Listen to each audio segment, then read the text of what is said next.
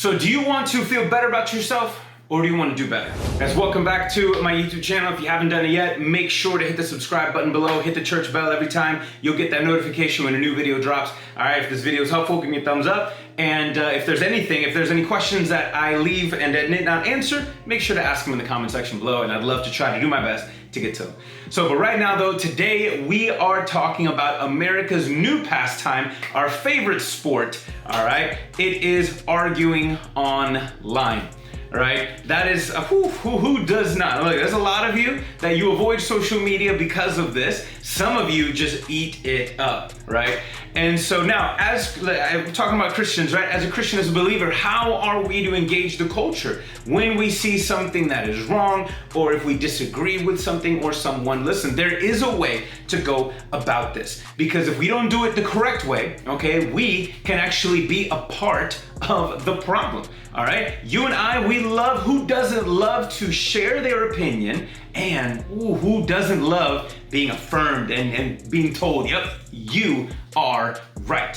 We love that. Well, in the same way, we have to be careful, and we have to make sure we're including and looking at what is God's opinion. So what is God's opinion on the matter when it comes to us sharing our opinion? Well, King Solomon learned a little bit from his time with God, and he wrote it down, and actually Proverbs 18 is pretty cool. I'm gonna share two random verses from there that kind of tie it all together. Proverbs 18:2, first off, a fool does not delight in understanding, but only wants to share his opinion. Look, we've all know people like that, and if you don't, look in the mirror, all right? You and I have been that kind of a person, right? Well, we love to be able to share our opinion. But here it's saying you are foolish. You are acting like a fool if you don't want to. Again, understanding means you don't want to understand the other side. All you care about is being understood.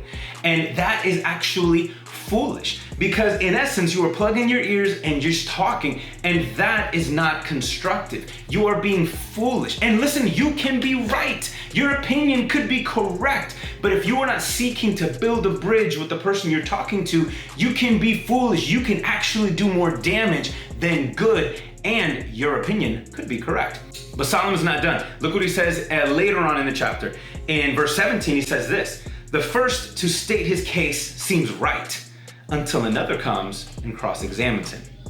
See, this is important, and this is the dangers, I think, of us being challenged, because we feel right, and we know this is what I believe, right? And then if somebody, cross-examines us, challenges us, and they make sense, it's like, hold on, it's like your whole world kind of comes unraveled and undone. So I think for some of us, as a defense mechanism, we choose not to be challenged because we don't want what the world that we've created, right? The foundation of the world that we've created to come crumbling down. But that is, again, being foolish, right? Some of the greatest achievements, some of the greatest advancements we've ever seen is because somebody was willing to challenge the status quo. And so this is important. And for us, if you and I want to grow, we have to be willing to challenge the status quo. You have to be willing to understand, saying, all right, I might not have it all figured out. And it's important, all right? It's important to be able to listen, and hey, you want to be understood, that's great. But it's also wise to seek to understand. Now, years later, all right, Pastor James talks about this. Jesus' little brother says in the New Testament, years later, says this great quote. James 1:19, my dear brothers and sisters, understand this. Everyone should be quick to listen, slow to speak, and slow to anger.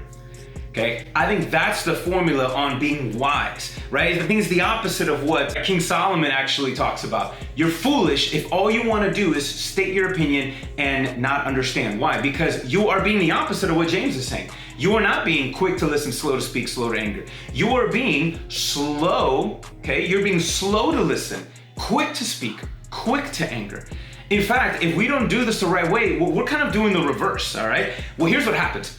All right, and the anger part is interesting. The anger is just emotional reaction. If I can use a modern day term, being triggered, right? What James would say if he could rewrite this today is say, listen, be quick to listen, slow to speak, and slow to be triggered, all right? Because it's important. That's the only way we can build a bridge to, first off, understand, and then be understood. All right, so many of us, we do it the opposite, right? We hear what somebody says, we get triggered, right? We're quick to be triggered, we're quick to speak and slow to listen. That is being foolish. We can actually do more damage than good. But instead, we gotta reverse it. How can we keep from being so emotionally triggered? Well, first off, look at the order. Be quick to listen. If we are quick to listen and slow to speak, we will be slow to be emotionally outraged, right? Now, am I saying you need to keep your emotions in check? No. I'm not saying that you cannot be and have what the Bible calls and what God would call righteous anger. That's okay. In fact, even Paul would say, be angry, but do not sin. So there is how do we sin in anger? Well, we sin in anger when we cast out and when we hate. When we hate the person or treat them in a hateful way. That is where anger becomes sin. But you can have righteous anger. You could be upset about something in the world. You can be upset about something that somebody's doing in their life. So I'm not telling you that we have to keep, okay, notice he doesn't say don't be angry. He says be slow to anger. Be slow to anger. Because when we get emotional, right, it's hard to have rational conversations with an emotional person, right? You too. It's hard for you to make rational decisions when you are emotional. And so this conversation, model for conversation is so important. I don't think what James or even Solomon is saying, they're not saying that listening, okay? Listening means that you have to nod your head for everything that somebody says. No, listen.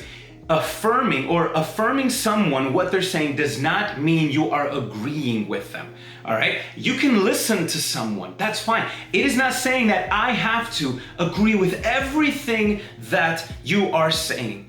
And if I disagree with one thing, right, that doesn't mean that you ought to then, just ban me, cancel me, just because I am not fully agreeing with you. I mean, that's not even the standard that you are holding towards me. And so the back and forth, that's important. So listening doesn't mean that you automatically have to agree. No, but loving someone is saying, listen, you matter, so let me see, I want to know your side. I want to know how you feel.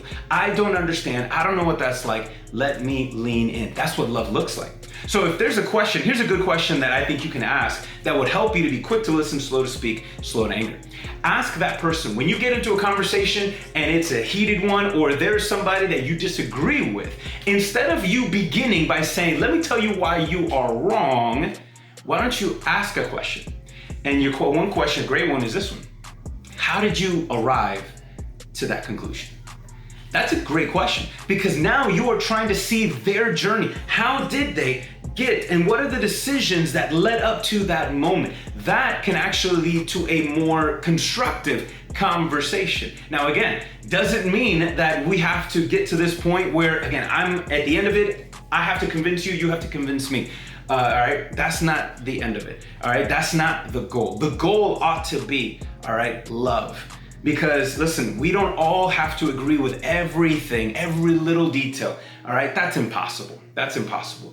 But what we want to make sure is that we're creating a space. We're creating a space and a habit. All right, because right now you and I, let's be honest, with the world and with the media and with the shows, right? We love drama, and we're just so now accustomed to acting and behaving a certain kind of way. But you and I know it's not helping.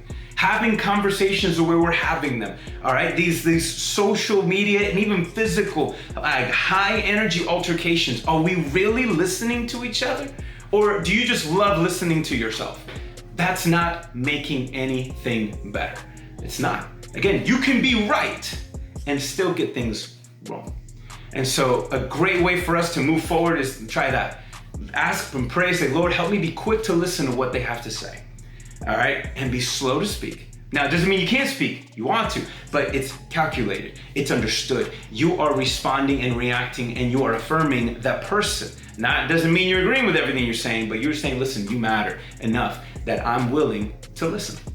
And being obviously slow to anger. You know why, as Christians, we ought to be like that? Because it gives us a model, it allows us to model who God is.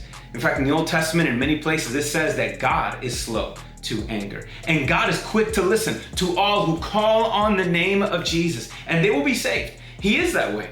God is slow. He is quick to listen to us when we are calling out and when we pray sincere prayers. And he is obviously slow to anger. If God wasn't slow to anger, you and I wouldn't be here. All right, we wouldn't be here. But instead, all right, that is who his nature is. That is who his character is.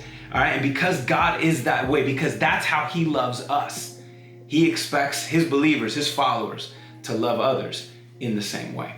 Listen, God doesn't agree with everything the way you live and then with all of your opinions, all right? But his kindness and his love towards you is what's trying to win you. It's what won me over. And that's the point. He's trying to win you over as well. So that's a great way for us to model Christ. I want to challenge you, okay? Listen, we can do better. We need to do better. So let's do better at listening and loving each other in this way. Being quick to listen, slow to speak, slow to anger.